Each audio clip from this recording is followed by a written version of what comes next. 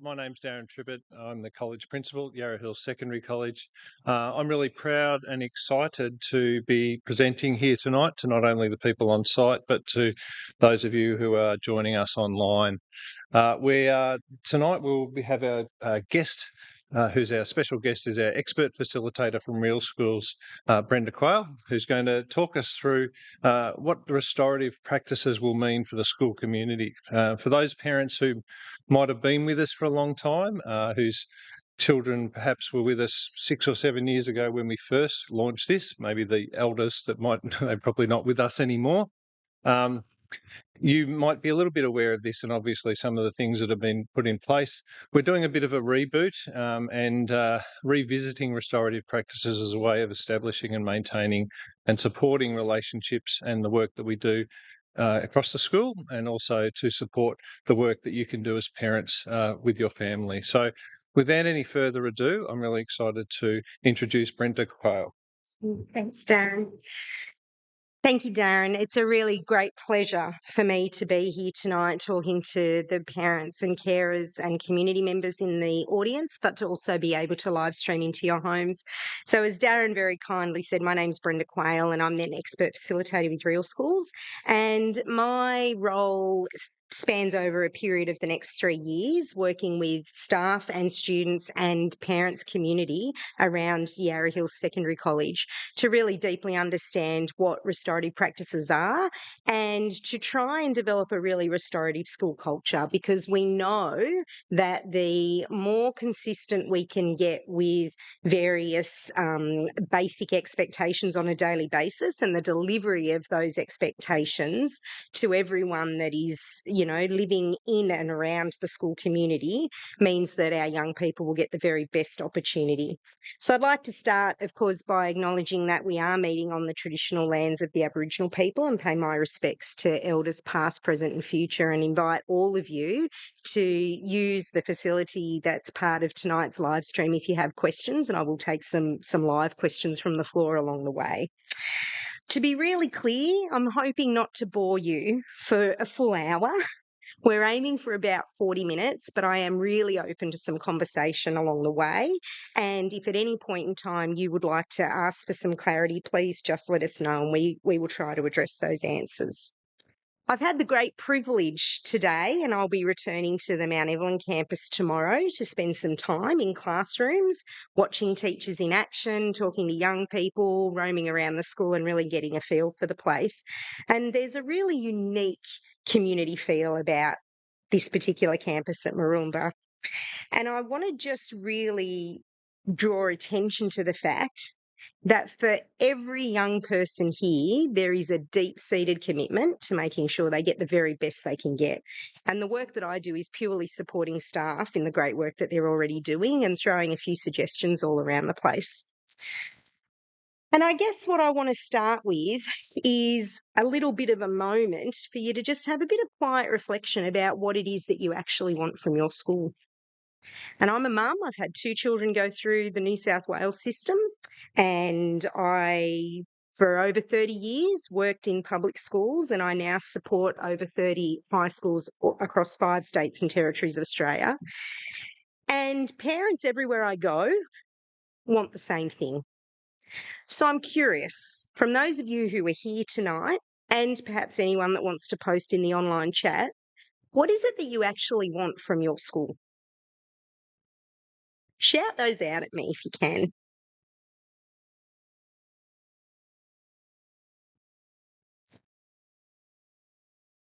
I think my biggest to have better experience. Yeah, absolutely. Absolutely. We want our kids to have better experiences than we might have had at school. And let's be honest, everyone thinks they're an expert on school because we've all attended it at some point. And those experiences absolutely cloud the way we bring our own children through the system. I agree with you. What else might we be looking for?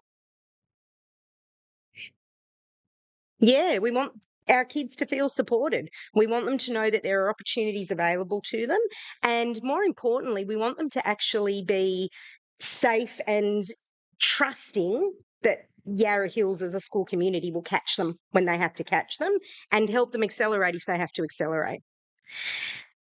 Are there any other comments that are popping up online to the moderators that we might want to throw up at this point?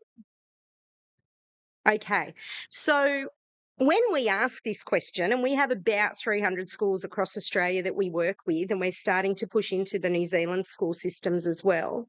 When we ask parents in any one of the schools that we work in, we get that they want learning outcomes. They want their kids to get the best education they can. We want them to have better experiences than we had. We want them to be able to take their education beyond school and be reasonable, active citizens. And we want them to be good human beings.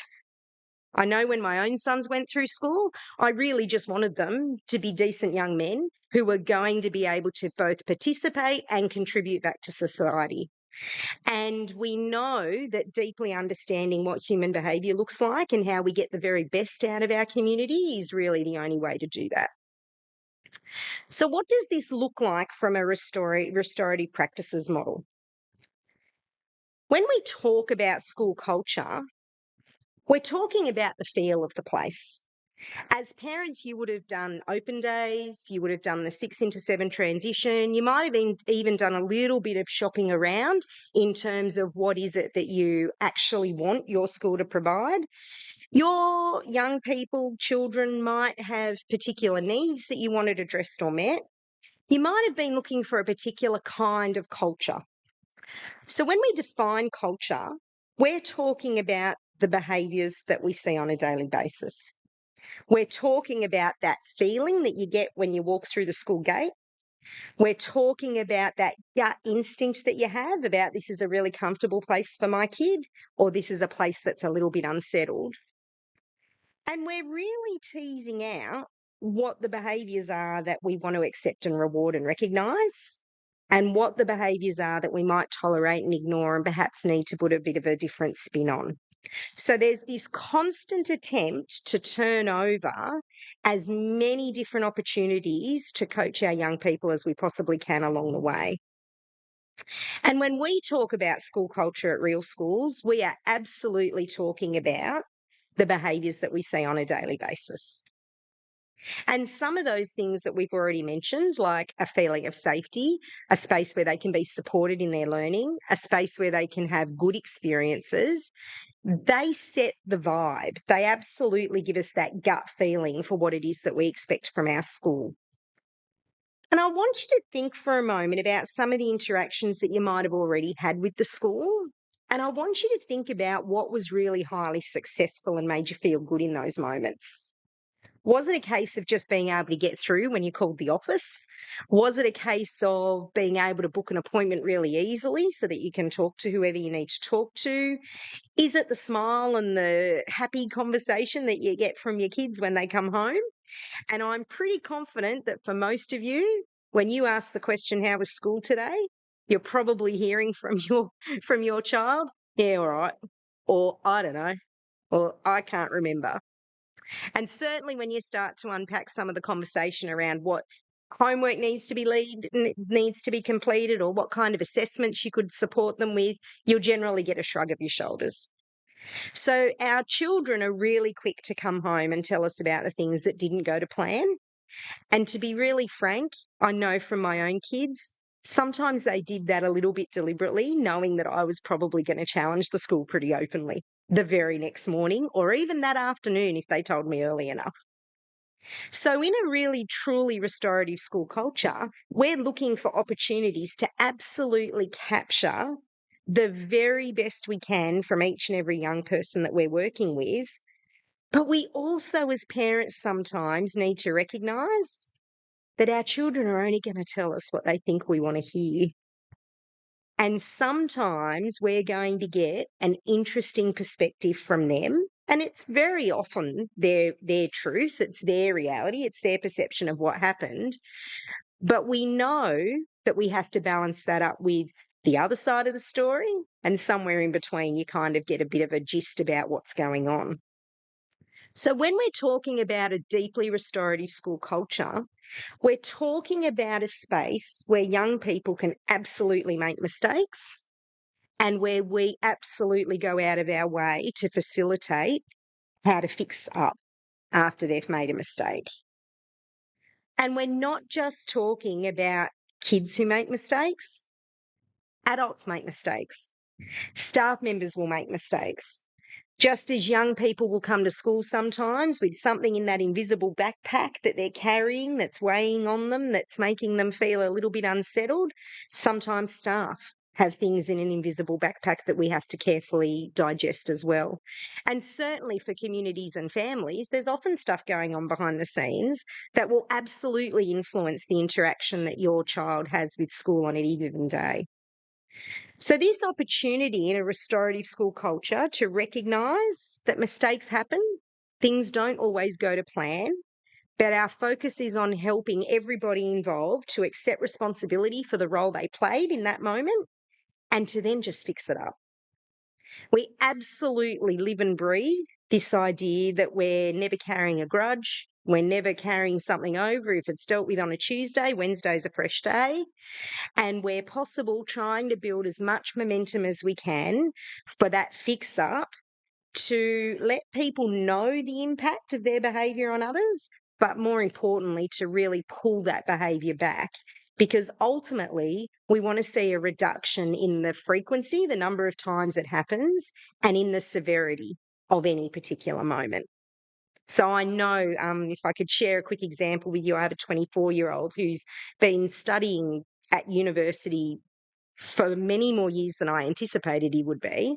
And every single time he's deeply immersed in study, I lose dinner plates, to the point where after a few days in a row, I've got to stomp up the stairs and say to my 24-year-old, I would like to serve dinner for everybody, and I don't have any plates left. Now, I have tried plenty of times and had plenty of moments with that particular situation where I've stomped up the stairs on the back of a really long day, or I've just flown in after a week of travel, or there's 15 other things going on at once. And my level of tolerance and frustration has been really clear to him. And it never goes well. It never goes well. And I've had to work really, really hard to find a whole raft of alternative ways to communicate with him so that ultimately I just get back the dinner plates. Because the only impact on not having dinner plates is on me. And I've served him up dinner on paper plates, and I've stopped him using the actual ceramic dishes. I've done all of those sorts of things.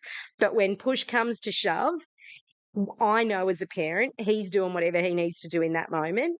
And the only thing that I can do is choose how I'm going to react to it. And I have very deliberately spent the bulk of my life trying to model for my family. I know blowing up's not going to help. We all end up in a screaming match. Everything gets done. I still don't get back the dinner plates because he's locked me out of his room in a fit of temper. So where do we go from that? And that's what we're talking about in a school culture that is deeply restorative, recognising that things don't always go to plan, stuff happens. For 15 different reasons, you may or may not have what you need in that lesson, or your attitude might not be in the right space. So how can we just work together to make sure we move on from that?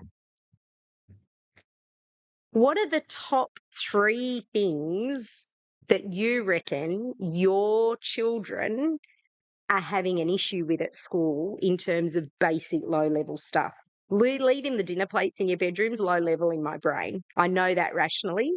But what do you reckon the top 3 things are that teachers are sometimes feeling similarly about in the day-to-day of their classrooms? I think it's obviously each student will learn Yep,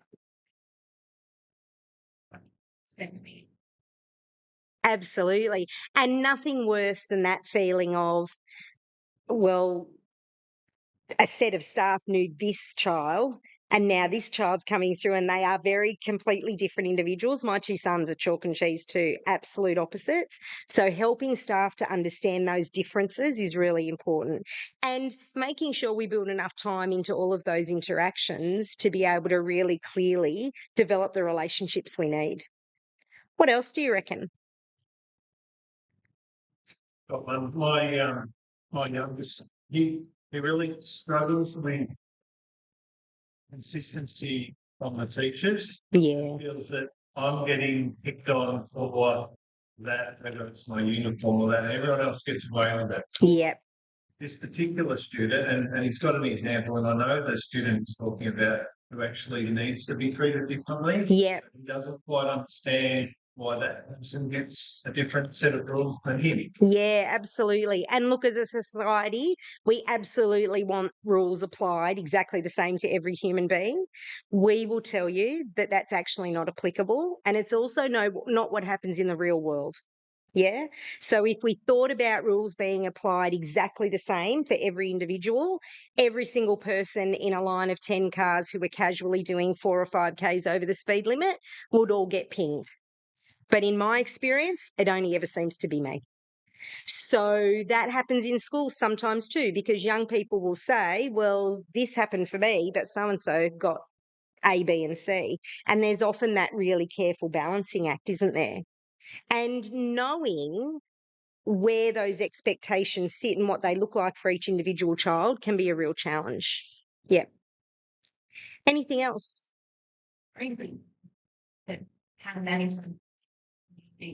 A better person for that person. You don't have to agree with them, but this is how you're going to get along. Yeah, absolutely. And you're right, that really delicate balance of we don't have to all be friends, but we do live in this community together. We do attend this same space every day. We do absolutely have to have a series of communal expectations that are going to keep everyone on that same page. And I'm really interested to hear you use the word resilience, because what we're experiencing in the work we do with all of our schools lives in and around this idea that resilience of young people is disappearing, and it's not the same as it was a little while ago. And I just want you to try and think about this from an alternative perspective for 2 seconds. I hate using the C word, but post-COVID, the world is absolutely a different space. Yeah. And we absolutely know that on the back of COVID, we saw a decline in engagement with schools to some extent. And let's be honest, schools proved really quickly that they could move to an online model if they had to support learning from home at the time. And there's lots of talk around the resilience levels of young people dropping away as a result of that, not being at school, not having that socialisation opportunity has impacted the resilience and the tolerance for each other and differences of each other. What I'd argue is that some of that resilience, some of that experience actually built a new level of resilience. And it's a level of resilience we haven't even gotten our heads around in terms of trying to define what it looks like. But kids did very quickly pivot to technology in a different way that was more than just the social media chat groups or TikTok. They very quickly shifted to how do I engage with friends and stay socially connected for most young people. But they also at the time realised that learning is learning and it can take place in a million different formats. And some of the resilience that we need to work on as we build post that time is really helping young people to understand their role in a school community. And schools are not judicial systems, they're learning systems. And going right back to ancient times, schools were built for the purpose of socialisation. They are the space where we learn to interact with others, where we learn the general capabilities of problem solving, collaboration, working with others, being able to really take an opportunity to tap in and out of what's really good for school, for engagement beyond school, And there's this real opportunity now for us to say, this is what school community looks like and how it translates moving forward. So we agree with you that capacity or that idea of really growing an opportunity where we can continue to build active citizens who are resilient, who are able to recognise differences and similarities with others, who are really able to engage with the school in a very positive way that's going to help meet their needs is our ultimate goal. And we do that through essentially developing amongst staff an understanding of what restorative practices are, and I'm about to talk to you about that. But more importantly, helping you as the adults who provide the care and responsibility for the young people and the teaching staff who are working with them every day, lots and lots of opportunities to embrace the mistakes, accept that we learn through failure sometimes, and to then continue to fix up and move on. So that ultimately there's this constant cycle of learning and growth. So let's start by really unpacking the brain and what it does to human behaviour. Because in a secondary context, there is not just the normal anatomy of how brains work and how we learn and how we develop and socialise, but there's all of these adolescent hormonal surges that kick in for young people back down as early as year 6, actually, usually from the age of about 11 or 12, and it can kick right in until well into adulthood. We used to believe that boys in particular, all of the brain research says that boys sometimes take a little bit longer to fully develop their maturity level. We used to believe it was around 24. The latest research says 32. Yep. So there's every possibility that not only are some of the young men we're working with in schools finding it a bit tricky, chances are some of the male role models they might have in their lives, including some of their teachers, are in that same bracket. And we need to absolutely understand that there's something in that invisible backpack that everyone's bringing at any given time. So I'm going to make this really simple for you, because you could read for 150 years a whole raft of stuff about how the brain works and the impact that the brain has on human behaviour. But there's really only 2 key pieces that you need to understand to be able to parent well. And I say the same thing to teachers. For teachers to be really successful with young people, they need to understand 2 key systems. But 4 are about to pop up here.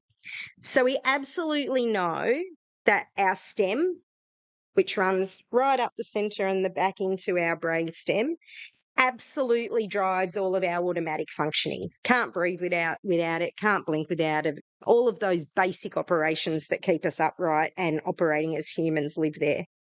And we also know that the cerebellum is where all of our motor skills sit and our capacity to do all of those movements, physical interactions, etc., live in that space. Both really important parts of your brain. We actually can't function if either of those are significantly impacted. The key pieces, though, that I need for you to understand as parents and for the teachers at Yarra Hills to really be able to unpack are understanding our neocortex, our thinking part of our brain, and of course, understanding our limbic system, our emotional part of our brain. So I'm going to keep this really simple for you.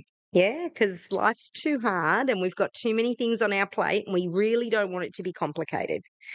So I want you to think about your child's brain like it's my hand. And our limbic system, this is our stem, it's keeping us upright, it's doing all of those things that we need to do. And our limbic system is our thumb. It's actually the smallest digit on our hand, but it's also our strongest joint. I've got boys who play AFL. It's the only finger they never broke. Yeah? It is the strongest part of our hand. Our limbic system that lives right in the centre there, our emotional centre, is the part of our brain that is designed to keep us safe. So going right back to the start of humankind, if you were confronted by a saber-toothed tiger or a woolly mammoth at the front of your cave, you were absolutely relying on your limbic system to tell you there was a threat. And when that threat is alerted and our limbic system starts to kick off, we go into fight, flight, or freeze. And you could be limbic in terms of I'm a little bit irritated. So when I'm driving my car, I'm a little bit irritated if someone cuts me off. Or you could go right through to limbic at the other end of the scale where you're murderous. Yeah, absolute fury. So limbic can happen at many different moments. And limbic doesn't have to just be about anger. Limbic can be whether you're feeling distracted, whether you're feeling tired, whether you're feeling unwell. When you're feeling unwell and your system's fighting, your immune system's fighting to ward off a cough or a flu or whatever happens to be going on, your body is in a limbic mode. Yeah, you are reacting emotionally. It's why we cry when we're feeling sick. Yeah, you're acting emotionally. So our emotional centers living here, okay? Our neocortex wraps around our limbic system and it's our thinking center. It's the rational part of our brain. So what happens in our neocortex is we are deliberately planting all of the information that we gather from the very second we're born, actually information that we're gathering even while we're still in the womb in utero. So if pre your birth even, if you're hearing music or newborn babies will already recognise the sound of their parents' voices, for example. Everything that's in your neocortex has been put there. We're not born with thoughts in our neocortex already, okay? And life's experiences put things in that thinking centre. And I want you to think about it like a filing cabinet. Actually, in modern language, it's that cloud storage thing that lives up there that we don't really know where all our data's going. It's a massive, big storage device. Yeah. And what happens is when we're starting to feel a little bit uncertain or we're confronted with something that's unfamiliar or unknown, what actually happens is our limbic system starts to get a little bit unstable. It starts to wobble a little bit. And while it's wobbling a little bit, it's actually our neocortex is sorting through that massive file storage system, trying to find a previous experience or a known opportunity to tap into that. And our neocortex is sorting, sifting through that filing cabinet, and it's grabbing onto experiences we've had before. Sometimes it's going to grab onto a previous experience that we had, and it's going to throw us a solution to help calm our limbic system that isn't actually going to serve us in that moment. Yeah. So sometimes life's experiences will throw at us a fight or flight response because that was the only way we could get out of a particular limbic moment in the past. And then all of a sudden, 5 years later, you're in a similar situation. Your brain goes, oh, last time you threw a punch and you ran.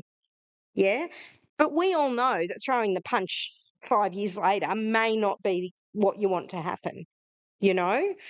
So the job of educators and parents is to try and help young people develop what we would call stored responses that get tucked away in our neocortex. So let me give you an example. When my sons were on their L's, we used to deliberately drive past the random breath testing stations as many times as we possibly could because I wanted them to experience getting pulled over by the police for a random breath test. It was the way for me to help them to understand you're not in trouble, and if you haven't had a drink, you know that everything's okay. This is the process. And I very deliberately coached my boys to understand how they would respond when the policeman came to their window. Because I knew if they, in fact, went, what are you pulling me over for? It's just because I've got peas on my car or whatever. I knew straight away they weren't going to get what they wanted in that moment. Yeah. So as a parent, we're constantly teaching young people. I heard you talk about the conversations that you're having to accept others and to not allow the distractions of others to distract them. By talking to your kids about just ignore those distractions and here's what you focus on, you're actually giving them a stored response. Yeah. So we're constantly, as educators and parents, trying to plant as many stored responses as we can into that neocortex. And if young people don't actually have a stored response that's going to help them in that moment, what happens is the limbic system pings and pings and pings, it wobbles here in the middle, and eventually the neocortex is going to literally be kicked apart. The limbic system's going to get stronger and stronger and stronger with its pinging, and it's eventually going to blow the lid off the neocortex. And we literally talk to young people about this being a case of flipping your lid. So when we talk to kids about, do you reckon you might have flipped your lid or were you regulated in that space? We're asking kids to think about, did they have a stored response that would help them in that moment? So, classic example, stored response is needed for students who turn up to class and their normal teacher isn't there that day and they've got a casual teacher. Because I know from my own experiences at school, casual teacher meant party time. And the way you behaved normally for your teacher might have looked a little bit different for the casual teacher. So you can imagine in that moment, the casual teacher's getting a bit limbic because kids aren't necessarily responding the way they would like them to, and they haven't yet got the relationship to develop with them. And they are eventually probably going to flip their lid. And of course, we know when the adults in the room flip their lid, we're absolutely not helping the young people that are present with us at the time to develop the stored responses to stay regulated in that moment either. And of course, I'm sure I don't need to explain to anyone what it looks like when you've got two or more people at once in one space all flipping their lid together. But I'm sure there are moments where your young people, your children, have talked about situations where, oh, there were 5 or 6 kids in the playground, or, oh, this happened today. So part of your stored response as a parent is hear the story from the young person and then say to them, I hear what you're saying, and I am a little bit concerned about that. So let's have a conversation tomorrow with whoever it is we need to talk to at the school. And the reason I suggest that that could be your stored response is because I know from personal experience, the one and only time I was particularly distressed about something that happened for one of my boys played out a little bit like this. And it looked like I was a crazy person. And as the crazy person, I heard my child say, there was a bit of carry on in the classroom. The boys all started to rumble. My foot went, I got knocked off my chair. My foot kicked the wall. It made a hole in the wall. I'm on the verge of being suspended because I put a hole in the wall, but I didn't start it, etc., etc., etc. Now, I don't know how you'd react as a parent to that, but my gut response was, what do you mean? Everyone was involved and it wasn't your fault and you were tipped off your chair, etc., etc. I was at the school before 4:30 that afternoon and I was not particularly calm. I was more than a little bit limbic. And it was the first time the boys had been in any kind of trouble at school. So I had no reference for this. And I knew my job as a parent was to stand up for my kid. So in that moment, what I needed to do was take a deep breath and just park it for a little while. And we're going to have a bit of a look at what that looks like. Does anyone have any questions for me before we jump into what that looks like around the brain theory stuff? Because I've just given you a really simple outline of what we work with staff on. All okay? Just you're mentioning how boys' brains don't potentially develop on 32.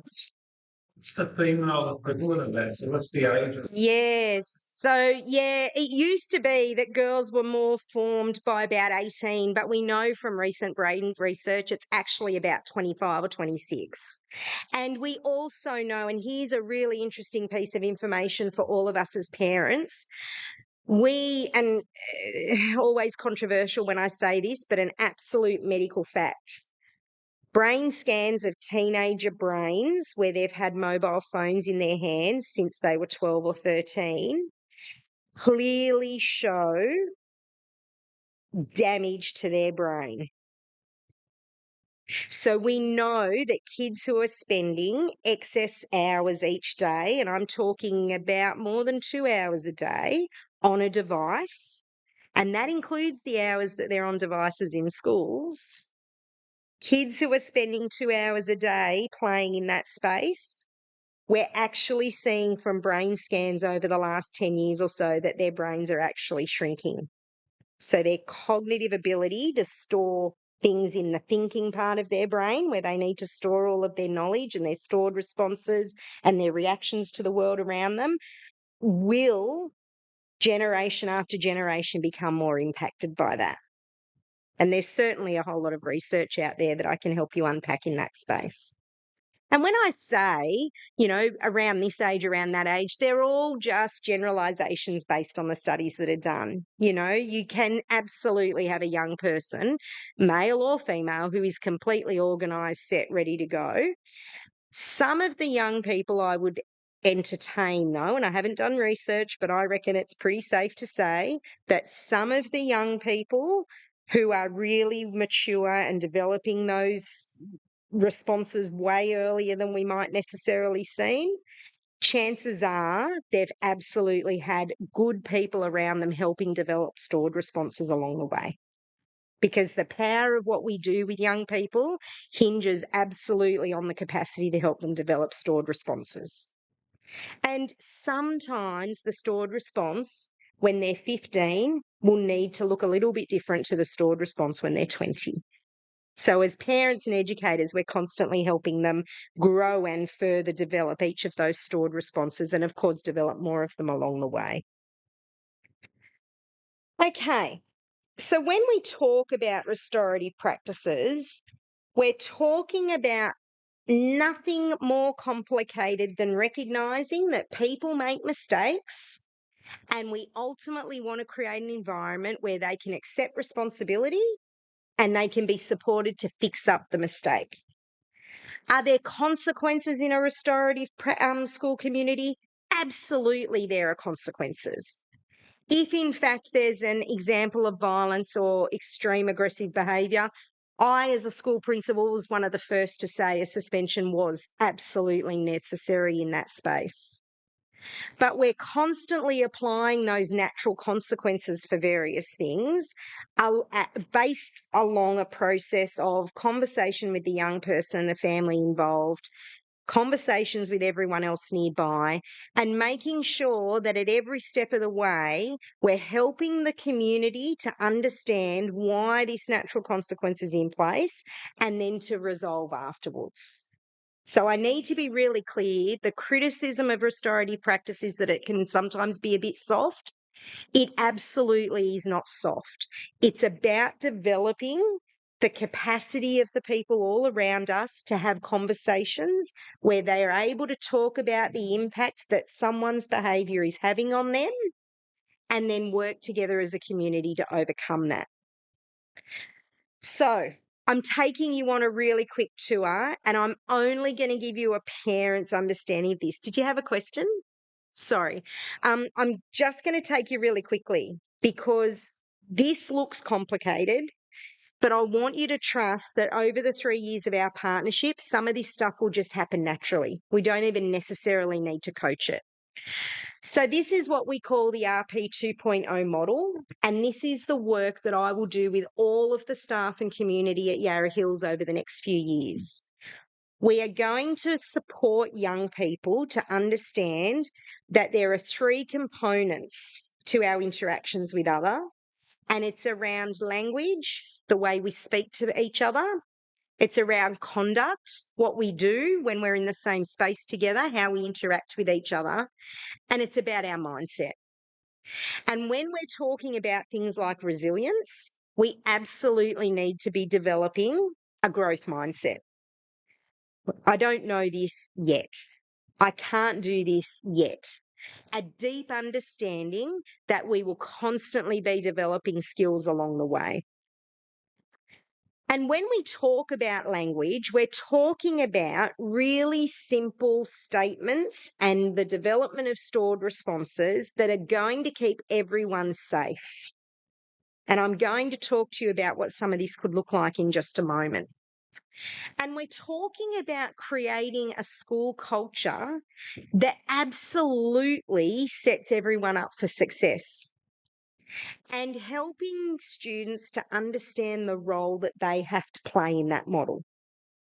Because as teachers, as a teacher, as a parent, I can't make anyone do anything else. I can't make my 24-year-old bring the plates down any more than I can make a child in my year 9 English class enjoy Shakespeare. I can't make it happen.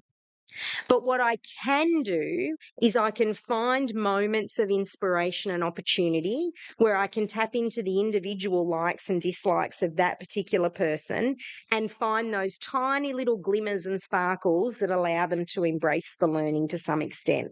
And sometimes that means acknowledging, yeah, This isn't particularly exciting, but we're going to get through it really quickly because we want our learning to sit here. This is what you take away from it. I just want to touch before we move on about this idea of stakeholder protection. Stakeholder protection means that we're looking after everybody. And I say to kids all the time, if in fact you're in a group and you're gossiping about a friend, you're actually damaging their right to protection. You're damaging the relationship. I say to teachers all the time, if in fact you go into a classroom and you're thinking of Johnny's older brother who was a star student and absolute delight to teach, and then you turn around to Johnny and say, well, you're not like your brother, are you? You're actually damaging that reputation. And it's, why would Johnny give a stuff about anything that you've just said or that you're trying to teach him about? And we talk about stakeholder protection in terms of community. So I will often say in schools, if in fact you're making a comment about that child and the family they're from, then you're automatically sending a message to everyone who hears that conversation about whether that family's able to be worked with well. And I say to parents all the time, if you're at the footy field on the Saturday or Sunday and you're having a good old chin wag about a particular teacher up at the school, but nobody ever goes up to the school and talks to somebody about the problems or the issues or the concerns with that teacher, then you're actually damaging the relationship that that teacher is going to have for any other student in the community that they come across in the next 5 years or so. And in a small local community, that can be really problematic because all of those different stakeholders, parents, community, teachers, students, they're all coming together in one space, and you would all understand the power of gossip. So sometimes I say to parents, if you're upset about something, your only stored response is to pick up the phone and book an appointment. Not to get onto TikTok or Facebook or Instagram or whatever other social media platform you want to use and badmouth the school. Because there's that automatic damage to relationship, which means when it gets to a point that you do approach the school to have a conversation, it's really hard to fix up because you've already set it up as an opportunity that's lost. So part of the work that we're going to do with parents and community, as well as what we're already doing with students and staff, is helping you to develop a bank of stored responses so that you can have those tricky conversations with schools sometimes. And let's be really frank, we absolutely get limbic and we go into fight, flight or freeze when we're trying to protect our kids. The school expects you to be an advocate for your child. So part of the work that I'll be able to do with you is help you do that in the best possible way you can. Over the coming 6 months or so, and in fact, some of you might have your children come home today talking about this Brenda woman who was in our classroom and she made us sit in a circle. That's the second part of the work that we do around conduct, the way we behave. And we're not sitting in circles where we're holding hands and singing Kumbaya. It's not that kind of, emotional circle. It is an opportunity for us to have a conversation where everyone is heard on an equal level. So you will probably remember from your school days, rows of tables. And if you were lucky, you got the very back corner and you could do whatever you wanted and you could avoid contact with the teacher. And the teacher probably was a little bit hesitant to even get up into that back corner because, that's those kids. And you could cruise your way through a lesson. Yeah? I'm encouraging all of the staff at Yarra Hills to use circle architecture to actually help young people to be able to look each other in the eye and learn about each other. Because it's not just the relationship between the students and the teacher that we want to grow, it's the relationships between them as a group of young people. Because ultimately, in a restorative school community, we want those relationships to be a deterrent for bad behaviour.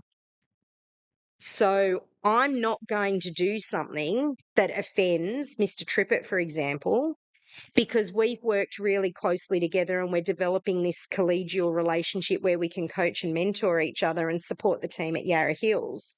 So before I go out and badmouth him or, behave in a manner that's rude or impolite, I'm going to go, hang on a second, that's going to damage the work that I've already started and would like to continue. So that relationship that we form is ultimately what we want young people to be going, oh, I'm just going to do what that teacher's asked me to do, because they're normally pretty reasonable and fair, and I know I learn a lot in this space. Does that make sense? And it means that sometimes we're helping young people to resolve conflict using what we call a P3, P3, F3 model. And that's just asking young people to talk about what's happened in the past. And we don't want a whole life story. We don't want to know what happened when they were 4 and how they met each other at daycare and they no longer like each other in year 8 and it's all coming up again.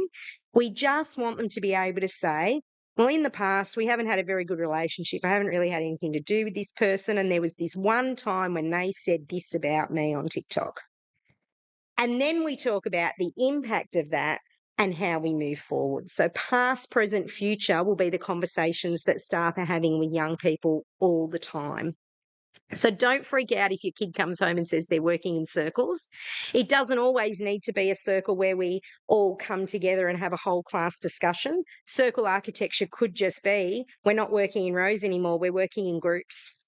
We're learning to work collaboratively, we're problem solving, we're doing that team approach to make sure that we get the right fit for everything. And there are 5 mindsets, and I'm not going to unpack each of these with you, but I will at the end of our presentation mention something I'm pretty excited about, which will help you understand them. And those 5 mindsets happen pretty naturally as we work with teachers and students and communities along the way. But ultimately, the big one that comes out of this is that we essentially don't want anyone picking a fight with anyone else. We don't want teachers backing kids into corner. We don't want kids backing each other into a corner. We don't want parents in conflict with the school or, in fact, with their young people. We want to build an opportunity where we understand that there are natural consequences to poor behaviour and we grow through. And the goal is always to recognise and accept responsibility and, of course, to fix up. So that essentially is the model in a nutshell.